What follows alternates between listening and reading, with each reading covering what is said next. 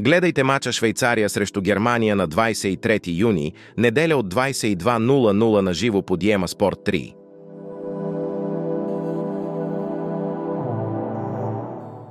Швейцария идва след равенство от 1:1 с Шотландия. Те имат 3 победи за миналите си 6 мача. Последната им среща с Германия завърши наравно с 3:3 през 2020 година. Германия записа победа от 2:0 над Унгария, която им е трета поредна. Те имат 5 победи за миналите си 6 срещи. От последните им 3 мача с Швейцария имат 2 равенства и 1 загуба. Базирано на статистиката ни очакваме победа от Германия.